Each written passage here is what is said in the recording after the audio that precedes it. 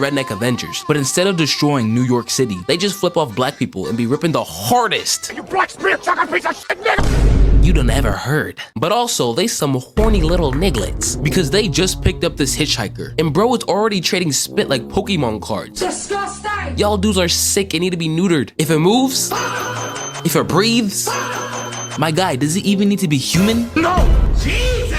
Y'all really be making me uncomfortable. Y'all must not have a father. Maybe your father didn't spend enough time with you. Alright, so we find out the names of these South Park looking characters. We got Kepper, Pepper, Andy, Morgan, and Aaron. God bless America. Anyways, they're on a road trip, but as they're driving, they almost hit this woman walking in the middle of the road. And this is when I realized that they were gang affiliated with the suburbs because they get out to investigate this woman moving like she's one of those New York crackheads. Excuse me, ma'am, are you okay? Report all you want, but I'm not gonna let you put your foot on my vagina.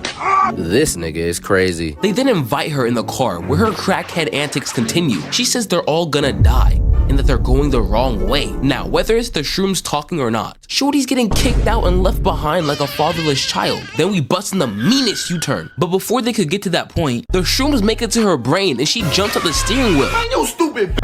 She keeps saying that she won't go back and starts to hear voices in her head. Cassie, it's God. I got Henny and 6 pounds of crack up here. On God? On me.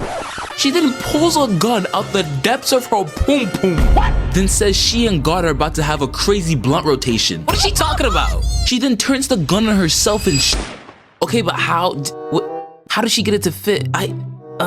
Do I even want to know? You don't want to know. Yeah, I'm starting to think I don't want to know. So after seeing that, everyone starts to freak out. So they plan to continue on into town and report the crime. They pull up to this BBQ restaurant, and this place is breaking every health violation in the book. So they talk to the old lady behind the desk, and she calls the sheriff and tells him about the self-deletion that just happened. But then the sheriff says, Fuck that, nigga. "What they do? This ain't no suicide hotline, you stupid hoe. Tell them to bring it to the mill." What in the... Yo, this is a red flag. I have never seen a cop refuse to come to the crime scene. And ain't nobody about to bring this dead body to the mill. But there is a way around this. All they really needed to do was tell him that they're black. Bro would have heard Vineswinger and would have pulled up with efficiency. Body cam off and a fresh round of bullets in his Negro nullifier. Get your black ass down! But anyways, now they have to drive to the mill with a dead body in their car. Yo, they are really testing my morals. They make it to the mill, but as they're waiting for the sheriff, yep, that was my final straw. I pray that God forgives me, but I'm leaving this body. So they take a closer look on what just ran by. And oh Christ, it's this dirty little boy. Little bro's name is Jedediah, and he tells us that the sheriff is probably at home getting drunk because he got no hoes and no black people to arrest. But since there are no roads leading there, Aaron and Kepper, who are... Wait, am I reading this correctly? They're dating? Well played. Well played. And they begin to walk to his house. Okay, so they eventually make it to the sheriff's house. Jesus Christ. Only God's strongest soldiers can resist seduction by this woman. Shout out to all my gay niggas. Cause I don't know how y'all do it. So they knock on the door and get greeted by this unemployed Professor X. And I could just smell his devious actions from a mile away. This unk has reached the age where in his mind, consent is optional, and being freaked out and horny 24/7 is a lifestyle choice. He tells them that he's not the sheriff and invites Aaron, and only Aaron, inside the house to use the phone to call the sheriff. But the moment Shorty steps foot in the house, it ain't even been 4 fucking seconds! and this man is straight palming her cheeks. Police! Man, get your hands off of her. I'd beat a disabled person. You will be next. But as she's helping him up in the bathroom, Kepper gets tired of waiting and comes inside the house and goes searching around. But as he looks around, he gets... and dragged, never to be seen again alive. Now, who exactly is this new killer we're talking about? His name is Leatherface.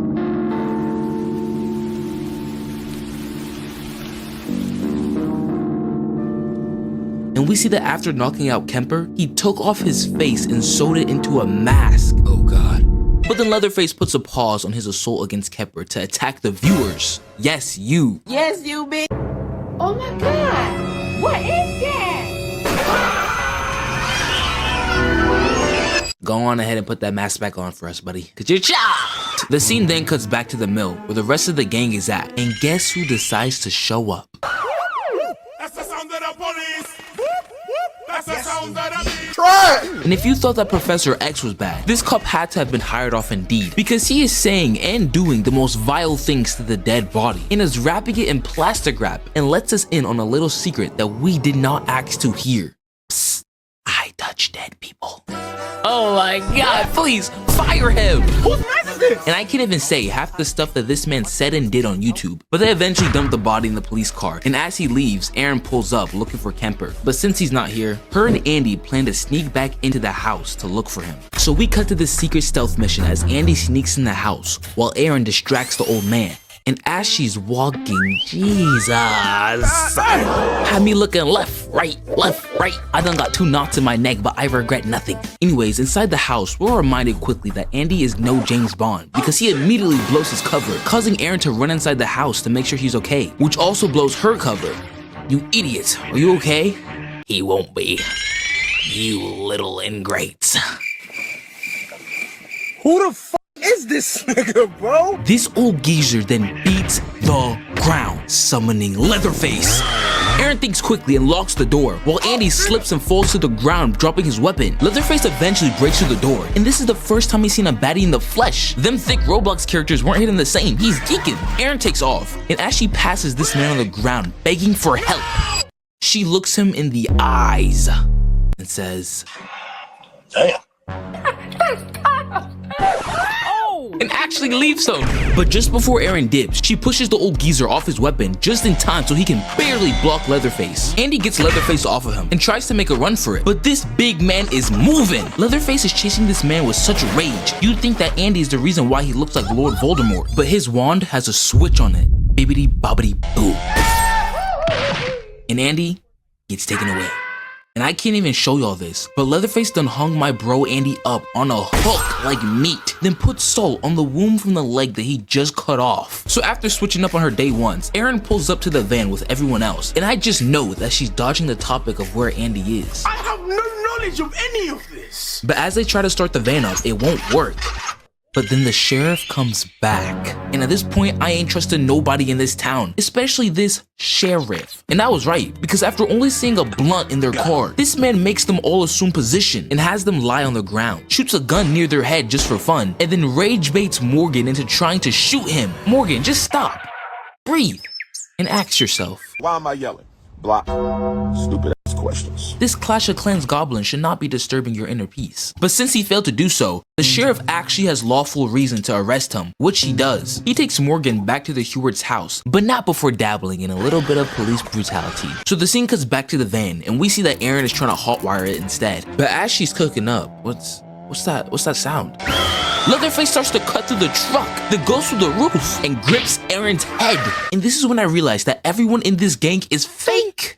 I know it, because Pepper immediately leaves her. Fuck no, baby. But Karma had other plans for her, because this 250-pound lineman zips over to her and takes her out. Then looks back at Aaron wearing Pepper's face.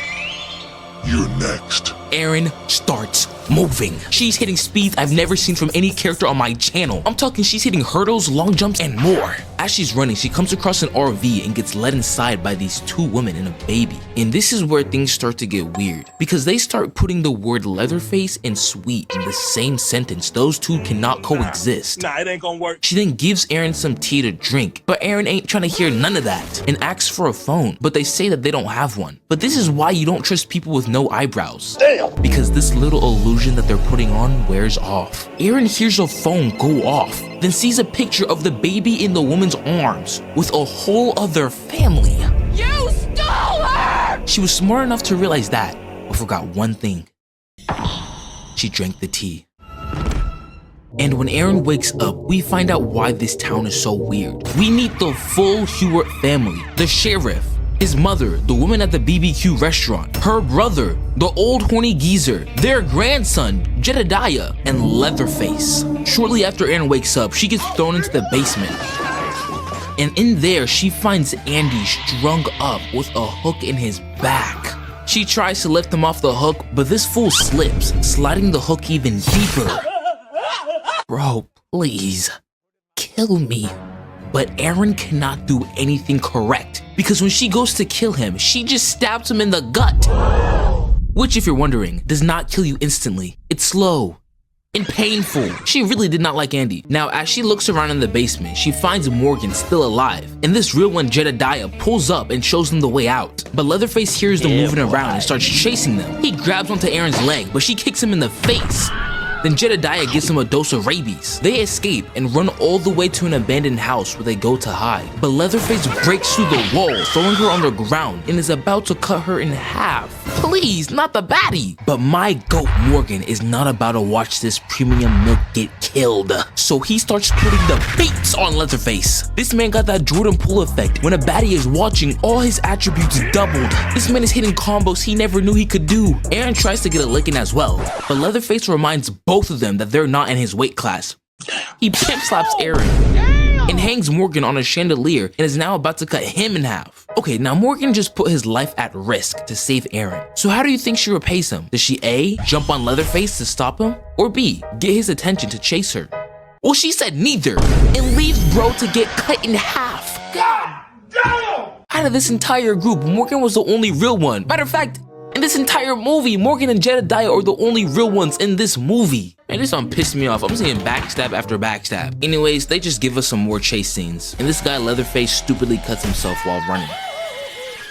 So Aaron has now ran all the way to a slaughterhouse and equipped herself with a knife, waiting for Leatherface. And when he pulls up, he starts looking for her. But once bro pulls up to the locker that Aaron is hiding in, she jumps at him and manages to cut off his arm. I don't even know if that's possible. This that horror movie logic. But hey bro, it works. Because Aaron manages to escape and runs all the way to a truck driver. And when she asks for a ride, this man said yes so fast, I had to rewind it 6 times and put it in slow motion just to understand what he was saying. Because, obviously.